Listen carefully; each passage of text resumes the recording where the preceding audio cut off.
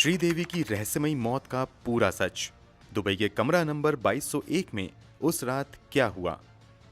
24 फरवरी 2018 को भारत में दुबई से एक ऐसी खबर आती है जिस पर पहली बार तो किसी को भी यकीन नहीं होता है और लोग उस खबर को फर्जी बताने लगते हैं, मगर कुछ ही समय बाद कंफर्म हो जाता है कि खबर सच है।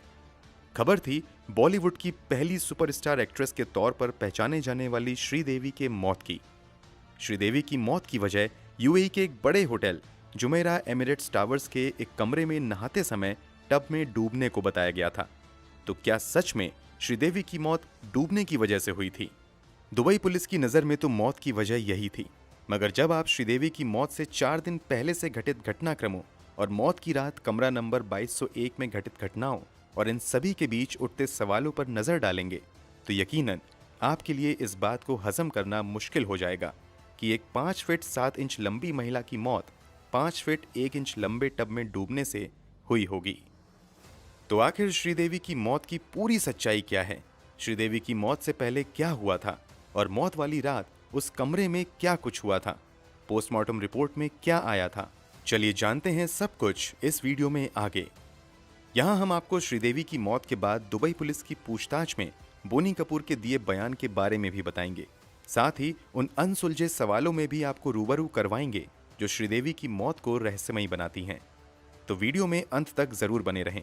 लेकिन आगे बढ़ने से पहले अगर आपने अब तक इस चैनल को सब्सक्राइब नहीं किया है तो जल्दी से चैनल को सब्सक्राइब कर लें और हमारी लेटेस्ट वीडियो के लिए बेल आइकन दबाना ना भूलें। दोस्तों, 13 अगस्त 1963 को जन्मी श्रीदेवी का पूरा नाम श्री अम्मा यंगर अय्यप्पन था, मगर फिल्मी दुनिया में आने के बाद इन्होंने अपना नाम सिर्फ श्रीदेवी कर लिया।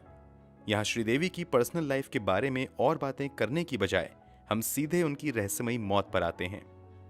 21 फरवरी 2018 को बॉलीवुड के मशहूर कपूर खानदान के रिश्तेदार मोहित मारवा की शादी दुबई में होनी थी। ये एक बेहद ही हाई प्रोफाइल शादी थी क्योंकि मोहित फिल्मी दुनिया के सबसे बड़े घराने से संबंधित थे, जबकि जिनसे मोहित की शादी होनी थी वो कभी देश के अमीर लोगों में शुमार किए जाने वाले बिजनेसमैन अनिल अंबानी की पत्नी की भतीजी थी। शादी के लिए बिजनेस वर्ल्ड और फिल्मी दुनिया के कई नामचीन लोगों को इनविटेशन भेजा गया था और कई बड़ी हस्ती शादी में शामिल होने वाले थे। क्योंकि शादी के दिन करीब आ रहे थे, इसलिए शादी में शामिल होने के लिए मेहमानों के दुबई जाने का सिलसिला भी शुरू हो गया था। इसी क्रम में 18 फरवरी 2018 को श्रीदेवी अपने पति बोनी कपूर और छोटी बेटी खुशी के साथ दुबई के लिए निकल जाते हैं। श्रीदेवी की बड़ी बेटी जानवी कपूर इस शादी में नहीं जा रही थी क्योंकि उस समय जानवी फिल्म धड़क की शूटिंग में व्यस्त थी। ये तीनों तय कार्यक्रम के अनुसार ही दुबई पहुंच जाते हैं। 19 फरवरी को श्रीदेवी अपनी एक खूबसूरत तस्वीर इंस्टाग्राम पर पोस्ट करते हुए बताती हैं कि वो दुबई में आ चुकी हैं। 20 फरवरी से शादी के फंक्शन की शुरुआत हो जाती है। शादी से जुड़ी पहली फंक्शन की तस्वीर बॉलीवुड के मशहूर डिजाइनर मनीष मल्होत्रा अपने इंस्टाग्राम अकाउंट पर पोस्ट करते हैं, जिसमें श्रीदेवी भी नजर आ रही थीं। इस तस्वीर में सभी काफी खुश थे। इसके अलावा मनीष मल्होत्रा एक और फोटो इंस्टाग्राम पर पोस्ट करते हैं जिसमें श्रीदेवी के साथ अनिल कपूर, करण जौहर और खुद मनीष मल्होत्रा भी नजर आ रहे थे। 21 फरवरी को बड़े धूमधाम से शादी होती है। शादी के दिन यानी 21 फरवरी 2018 को श्रीदेवी एक बार फिर से अपने इंस्टाग्राम अकाउंट पर एक फोटो पोस्ट करती हैं जिसमें वो मोहित मारवा की पत्नी अंतरा मोटीवाला का स्वागत कर रही थीं। इस फोटो में श्रीदेवी और अंतरा के साथ खुशी और बोनी कपूर भी नजर आ रहे थे। इस शादी के दौरान श्रीदेवी खूब एंजॉय करती हैं और वो जमकर ठुमके भी लगाती हैं। 21 फरवरी को शादी का सभी फंक्शन खत्म हो जाता है। बिजी शेड्यूल होने की वजह से श्रीदेवी के पति बोनी कपूर 21 फरवरी को ही अपनी बेटी खुशी के साथ भारत वापस आ जाते हैं क्योंकि बोनी कपूर को उत्तर प्रदेश इन्वेस्टर समिट में शामिल होना था। इन लोगों के साथ श्रीदेवी वापस नहीं आती हैं। श्रीदेवी के ना आने के पीछे 2 वजह बताई जाती हैं। एक दावा यह किया गया कि श्रीदेवी की एक बहन दुबई में ही रहती थी और वो उनसे मिलना चाहती थी, इसलिए वो दुबई में ही रुक गई थीं। दूसरा दावा किया जाता है कि श्रीदेवी के वापस ना आने की एक बड़ी वजह यह थी कि वो अपनी बड़ी बेटी जानवी कपूर के लिए कुछ शॉपिंग करना चाहती थीं, क्योंकि जानवी फिल्म शूटिंग में बिजी होने की वजह से शादी में नहीं आ पाई थीं। इसलिए Sridevi hotel Jumeirah Emirates towers में ही रुक जाती हैं। उन्हें 2201 कमरा नंबर मिलता है। प्लान के मुताबिक अगले दिन 22 फरवरी 2018 को Boney Kapoor UP investors summit में भाग लेते हैं जो लखनऊ में आयोजित किया गया था। इस प्रोग्राम के बाद बोनी कपूर अगले दिन 23 फरवरी को अपने एक दोस्त की बर्थडे पार्टी में नजर आते हैं। इधर दुबई में रुकी श्रीदेवी 24 फरवरी को बोनी कपूर से फोन पर बात करती हैं और कहती हैं कि मैं तुम्हें बहुत ज्यादा मिस कर रही हूं। फिर इन दोनों की फोन पर इधर उधर की बातें होती हैं और थोड़ी देर बाद बोनी कपूर फोन रख देते हैं। चूंकि श्रीदेवी फोन पर कहती हैं कि वो बोनी कपूर को मिस कर रही हैं, इसलिए बोनी कपूर श्रीदेवी को सरप्राइज देने का फैसला करते हैं और वो श्रीदेवी को बिना बताए 24 फरवरी को ही शाम में दुबई के लिए निकल जाते हैं। अब 24 फरवरी यानी श्रीदेवी की मौत वाले दिन की दो कहानियां हैं। दुबई के एक न्यूज़पेपर खलीज टाइम्स के मुताबिक 24 फरवरी 2018 की घटना के बारे में पुलिस पूछताछ के दौरान बोनी कपूर को दिए बयान के अनुसार लगभग 6:20 के आसपास शाम में बोनी कपूर होटल पहुंचते हैं और वो कमरा नंबर 2201 पर नॉक करते हैं। श्रीदेवी इसी कमरे में थीं। आवाज सुनते ही श्रीदेवी कमरा खोलती हैं और वो बोनी कपूर को देखकर सरप्राइज्ड रह जाती हैं और काफी खुश भी होती हैं। फिर दोनों कुछ देर आपस में बातें करते हैं। बातों ही बातों में बोनी कपूर श्रीदेवी से डिनर पर साथ चलने की रिक्वेस्ट करते हैं। बयान के अनुसार श्रीदेवी भी मान जाती हैं। होटल के कमरे में दाखिल होने के बाद बोनी कपूर और श्रीदेवी लगभग आधे घंटे तक आपस में बातें करते हैं। फिर श्रीदेवी कहती हैं कि वो डिनर पर जाने से पहले फ्रेश होना चाहती हैं। इसी के बाद श्रीदेवी लगभग 7 बजे के करीब बाथरूम में नहाने के लिए चली जाती हैं, जबकि बोनी कपूर कमरे में बैठकर टेलीविजन पर क्रिकेट मैच देखने लगते हैं। ये मैच भारत और दक्षिण अफ्रीका की टीम के बीच खेला जा रहा था। मैच देखते देखते लगभग 20 मिनट हो जाते हैं। तब बोनी कपूर नोटिस करते हैं कि श्रीदेवी अब तक बाथरूम से नहाकर नहीं निकली हैं। इस पर वो आवाज लगाते हैं और कहते हैं कि हमें लेट हो रहा है, जल्दी करो, मगर अंदर से कोई जवाब नहीं आता है। इसके थोड़ी देर बाद बोनी कपूर उठकर बाथरूम के करीब जाते हैं और वहां पर खड़े होकर आवाज लगाते हैं, मगर इस बार भी उन्हें अंदर से कोई जवाब नहीं मिलता है। अब इसके बाद बोनी कपूर बाथरूम के अंदर झांक कर देखते हैं तो श्रीदेवी कहीं नजर नहीं आती हैं। हड़बड़ाहट के साथ बोनी कपूर सीधे बाथरूम के अंदर पहुंच जाते हैं।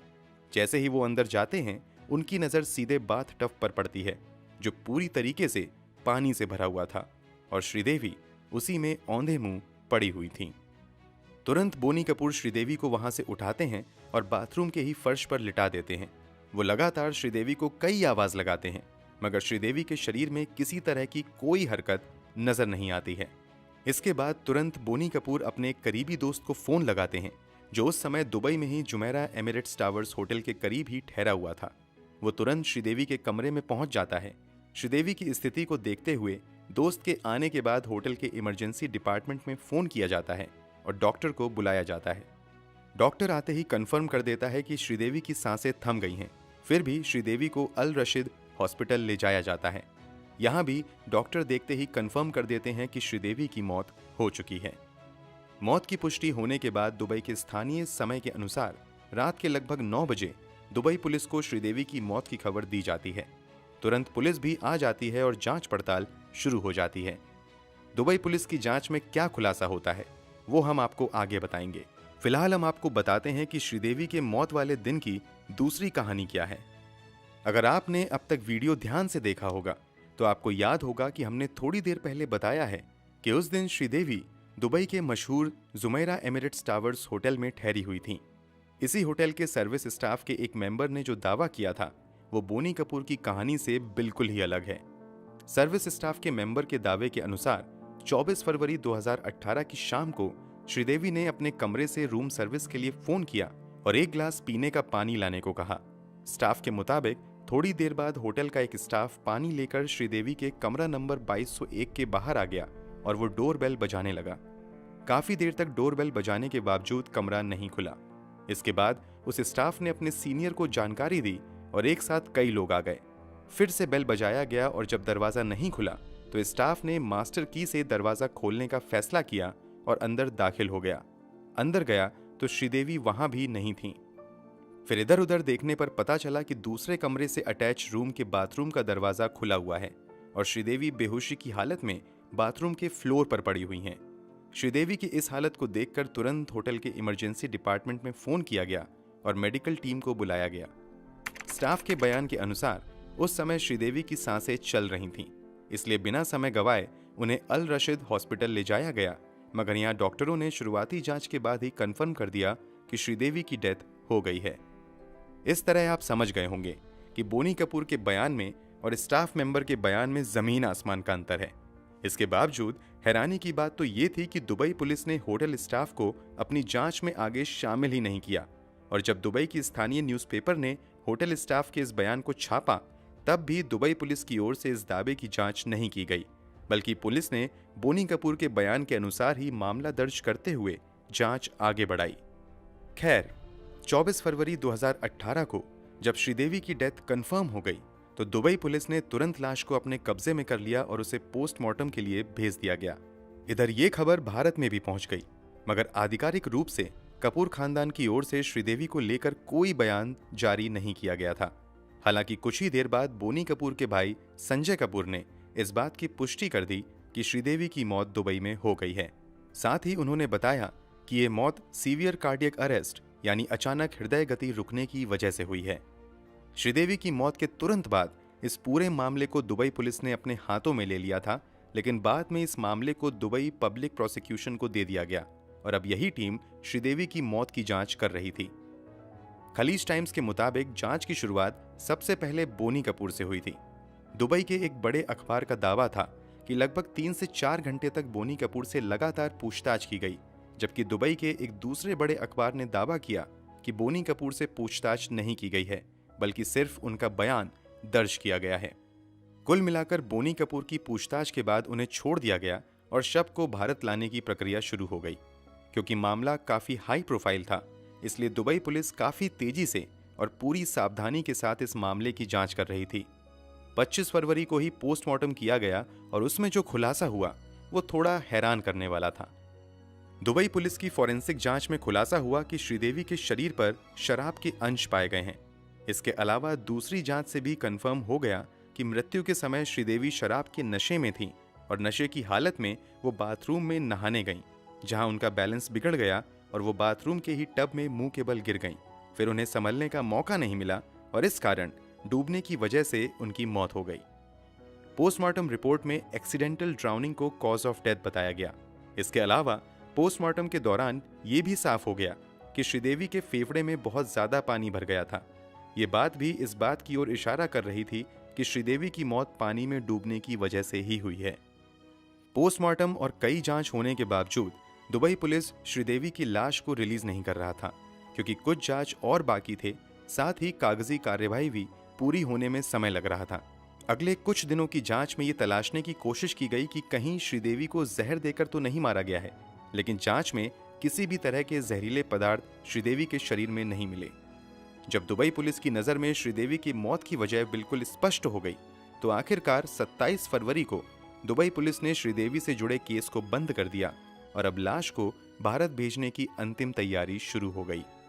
भले ही ये मामला काफी हाई प्रोफाइल था, इसके बावजूद दुबई में कागजी कार्यवाही पूरी होने में काफी समय लग रहा था। उधर बोनी कपूर जल्द से जल्द श्रीदेवी शव को भारत लाना चाहते थे ताकि उनका अंतिम संस्कार किया जा सके। कहा जाता है कि जब अनिल अंबानी और बोनी कपूर की कोशिशें नाकाम हो गईं, तो बोनी कपूर ने शाहरुख खान से संपर्क किया कि वो अपनी पहुंच और पहचान का इस्तेमाल करते हुए जल्द से जल्द कागजी कार्रवाई को पूरी करवा दें ताकि श्रीदेवी के शव को भारत ले जाया जा सके। क्योंकि शाहरुख खान के पहचान वालों की तादाद दुबई में बहुत ज्यादा है, इसलिए प्रक्रिया में थोड़ी रफ्तार जरूर पकड़ी, मगर परिवार वाले अब भी संतुष्ट नहीं थे और जिस रफ्तार से कागजी कार्यवाही पूरी हो रही थी, उस हिसाब से शव को भारत लाने में 1 हफ्ते से ज्यादा का समय लग सकता था। पूरा कपूर खानदान काफी परेशान था कि इसी बीच उनकी मुलाकात यूएई में रहने वाले अशरफ थमरसरी नाम के शख्स से हो गई। शायद आपने भी इस शख्स के बारे में पहले कभी नहीं सुना होगा, मगर ये शख्स मुसीबत के मारों के लिए किसी मसीहा से कम नहीं है। यूएई में जिनका कोई सहारा नहीं होता, उनका सहारा अशरफ थमरसरी ही बनते हैं। दरअसल अशरफ थमरसरी केरल के रहने वाले हैं। ये वर्षों पहले बतौर ट्रक ड्राइवर यूएई गए थे। इसी दौरान उन्होंने शुरू में ही देखा कि जब कोई विदेशी कामगार यूएई में मरता है तो उसके शव को भारत या उसके संबंधित देश भेजने में काफी परेशानी होती है। ऐसे में अशरफ ने लोगों की मदद करना शुरू कर दी और देखते ही देखते ये यूएई में बेसहारों के सहारा बनते चले गए। 2018 तक अशरफ 5,670 शवों को भारत, पाकिस्तान, बांग्लादेश, इंडोनेशिया फिलीपींस जैसे देशों में भेज चुके थे। इनमें से 4000 से ज्यादा लोगों के शव तो भारत ही आए थे। चूंकि अशरफ अब तक हजारों लोगों के शव को भारत भेज चुके थे, इसलिए इन्हें अच्छे से पता था कि एक शव को भारत भेजने के लिए कौन कौन सी कागजी कार्रवाई पूरी करनी होती है और इन कामों को कैसे जल्द से जल्द कराया जा सकता है, इसका भी आइडिया अशरफ को था। अशरफ की पहचान भी दुबई की सरकारी डिपार्टमेंट में काफी अच्छी खासी हो गई थी, इसलिए श्रीदेवी के शव को भी भारत भेजने का काम इन्होंने अपने हाथों में लिया और अपनी कोशिशों के दम पर बस कुछ ही घंटों में सभी पेपर क्लियर करवा लिए और आखिरकार 27 फरवरी की रात श्रीदेवी का शव भारत लाने का रास्ता साफ हो गया। दुबई से श्रीदेवी का शव अनिल अंबानी के पर्सनल चार्टर प्लेन से मुंबई लाया गया।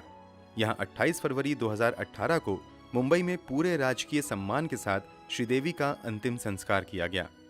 भले ही श्रीदेवी का अंतिम संस्कार हो गया, मगर सवालों और कयासों का दौर यहां नहीं थमा, बल्कि बीतते समय के साथ एक के बाद एक कई सवाल उठते चले गए, जिसका जवाब ना तो कभी बोनी कपूर ने दिया और ना ही दुबई पुलिस ने उन सवालों के जवाब ढूंढने में कोई दिलचस्पी दिखाई। यही वजह थी कि कयास लगाए जाने लगे कि शायद श्रीदेवी की हत्या बेहद ही चालाकी से की गई है। तो चलिए अब हम उन सवालों पर नजर डालते हैं जो श्रीदेवी की मौत को रहस्यमयी बनाता है और हत्या की थ्योरी को बल देता है। सबसे पहला सवाल तो यही है कि श्रीदेवी की मौत वाले दिन यानी 24 फरवरी को लेकर दो थ्योरी मीडिया में आई।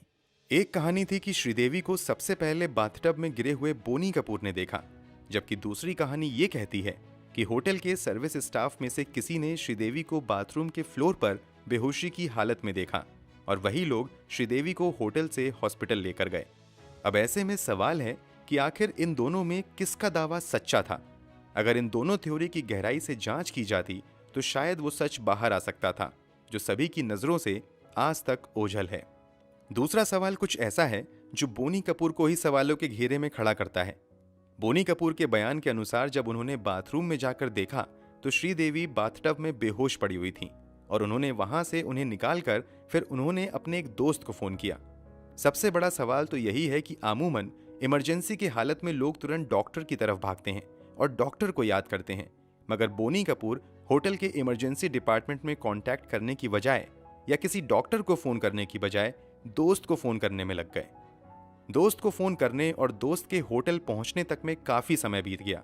आखिर इतने समय तक बोनी कपूर खामोश क्यों रहे और उन्होंने श्रीदेवी को जल्द से जल्द हॉस्पिटल ले जाने की कोशिश क्यों नहीं की? उन्होंने पुलिस को फोन क्यों नहीं किया और सबसे बढ़कर उन्होंने होटल के मेडिकल टीम से कांटेक्ट क्यों नहीं किया? इन सवालों के जवाब आज तक नहीं मिल पाए। श्रीदेवी की मौत के बाद डायरेक्टर सुनील सिंह ने खुलासा किया कि कुछ समय पहले ही ओमान में श्रीदेवी ने अपना 240 करोड़ रुपए का इंश्योरेंस करवाया था। इंश्योरेंस की शर्त यह थी कि अगर श्रीदेवी की नेचुरल डेथ होती है तो इस स्थिति में इंश्योरेंस कंपनी से उनके आश्रितों को 240 करोड़ रुपए की मोटी रकम दी जाएगी, मगर इस इंश्योरेंस की एक शर्त यह थी कि पैसा तभी मिलेगा जब श्रीदेवी की मौत दुबई में होगी। ये शर्त बहुत अजीब लगती है, फिर भी बड़े पैमाने पर इंश्योरेंस वाली थ्योरी ने सुर्खियां बटोरी और लोगों ने दावा किया हो ना हो शायद इंश्योरेंस की रकम पाने के लिए ही ये पूरी साजिश रची गई हो। इसी दावे के साथ सुनील सिंह ने हाई कोर्ट और फिर सुप्रीम कोर्ट में श्रीदेवी की मौत की इंडिपेंडेंट जांच करवाने की अर्जी भी डाली थी, मगर उस अर्जी को खारिज कर दिया गया था। फिर भी इस इंश्योरेंस वाली थ्योरी और इंश्योरेंस के दुबई वाले शर्त को सिरे से नकारा नहीं जा सकता है। हैरानी की बात यह रही कि इस पर भी कभी कोई स्पष्ट जवाब बोनी कपूर की ओर से नहीं आया और ना ही दुबई पुलिस ने इस बात की जांच करने की जहमत उठाई। इस पूरे मामले में जिसे श्रीदेवी की मौत की वजह माना जा रहा है, वही सबसे बड़ा सवाल भी पैदा करता है। कहा जाता है कि श्रीदेवी की मौत बाथटब में डूबने की वजह से हुई, जबकि बाद में कुछ मीडिया रिपोर्ट में खुलासा हुआ कि जिस होटल में श्रीदेवी ठहरी हुई थी उस होटल के बाथटब की लंबाई महज 5 फुट 1 इंच थी, जबकि श्रीदेवी की कुल लंबाई 5 फुट 7 इंच थी। ऐसे में क्या ये संभव है कि कोई 5 फीट 7 इंच का व्यक्ति 5 फीट 1 इंच के बाथटब में डूब जाए? शायद तभी संभव है जब उसे कोई और बाहर से कंट्रोल कर रहा हो। मौत के कारणों को लेकर भी पहले कुछ और कहा गया और बाद में कुछ और ही खुलासा हुआ। भारत में श्रीदेवी की मौत की जानकारी देते हुए श्रीदेवी के देवर संजय कपूर ने कहा कि श्रीदेवी की मौत हार्ट अटैक से हुई है, जबकि पोस्टमार्टम में खुलासा हुआ कि श्रीदेवी की मौत डूबने की वजह से हुई है। तो आखिर ये हार्ट अटैक की बात कहां से आई? श्रीदेवी के कुछ करीबियों ने दावा किया था कि श्रीदेवी जरूर शराब पीती थीं, मगर वो कभी भी इतना ज्यादा नहीं पीती थीं कि कंट्रोल के बाहर हो जाएं, बल्कि वो बहुत कम और कभी कभार ही पीती थीं। ऐसे में एक सवाल उठता है कि शायद किसी ने जबरदस्ती उन्हें बहुत ज्यादा शराब पिला दी हो, जो उनकी मौत का कारण बना। शादी के बाद बोनी कपूर और उनकी बेटी खुशी कपूर दुबई से वापस आ गए थे, जबकि श्रीदेवी वहीं रुक गई थी। कहा गया कि श्रीदेवी अपनी बेटी जानवी के लिए शॉपिंग करने तथा अपनी बहन से मिलने के लिए रुक गई हैं, जबकि होटल रिकॉर्ड से पता चलता है कि 22 तारीख को इस होटल में चेक इन करने के बाद अगले 48 घंटे तक, यानी मौत के समय तक, श्रीदेवी अपने कमरे से एक बार भी बाहर नहीं आई। तो जब वो शॉपिंग करने आई थीं, तो भला खुद को कमरे में बंद क्यों कर लिया था? क्या वहां कोई और था? आखिर कमरे से बाहर ना आने की वजह क्या हो सकती है? कोई नहीं जानता। ये भी रहस्य है। ये कुछ अनसुलझे सवाल तो हैं जो श्रीदेवी की नेचुरल डेथ वाली थ्योरी पर सवाल खड़े करते हैं और श्रीदेवी की मौत को रहस्यमयी बनाते हैं। इसके अलावा भारत के कुछ आला अधिकारियों ने दावा किया था कि श्रीदेवी की मौत नहीं बल्कि हत्या हुई थी, और ये दावा करने वाले कोई मामूली अधिकारी नहीं बल्कि एक राज्य के डीजीपी और दूसरे बड़े अधिकारी थे। इन सभी दावों में सबसे बड़ा दावा केरल के डीजीपी ऋषिराज सिंह का था। उन्होंने दावा करते हुए कहा था कि उन्होंने अपने स्तर से इस केस को समझने की कोशिश की और कई विशेषज्ञों से बात की। दावे के अनुसार 1 फीट गहरे बाथटब में कोई व्यक्ति तभी डूबकर मर सकता है जब किसी ने उसका पैर पकड़ कर रखा हो। इसलिए कहा जाता है कि श्रीदेवी की मौत सामान्य नहीं है बल्कि शायद उनकी हत्या हुई है। कुल मिलाकर कहें तो जितनी मुंह उतनी बात है। सच तो यह है कि इस पूरी घटना का सच क्या है, बोनी कपूर के अलावा कोई नहीं जानता है, और कमरा नंबर 2201 में 4 घंटे में क्या कुछ हुआ वो वही जानते हैं, और दुनिया बस वही जानती है जो उन्हें बताया गया है। अब उन्होंने कितना सच बताया है वो तो उनके अलावा ऊपर वाला ही जानता होगा। दोस्तों, आपको क्या लगता है, श्रीदेवी की हत्या हुई होगी या फिर जैसा पुलिस कहती है उनकी मौत शराब के नशे में डूबने की वजह से हुई है? कमेंट बॉक्स में जरूर बताएं। अगर वीडियो अच्छी लगी हो तो इसे लाइक और शेयर जरूर करें। अगर आपने अब तक इस चैनल को सब्सक्राइब नहीं किया है तो जाने से पहले जल्दी से चैनल को सब्सक्राइब करें, साथ ही बेल आइकन दबाकर नोटिफिकेशन ऑन कर लें। क्राइम की दुनिया से जुड़ी ऐसी ही दूसरी घटनाओं की सच्ची कहानी जानने के लिए हमारे साथ जुड़े रहें। धन्यवाद।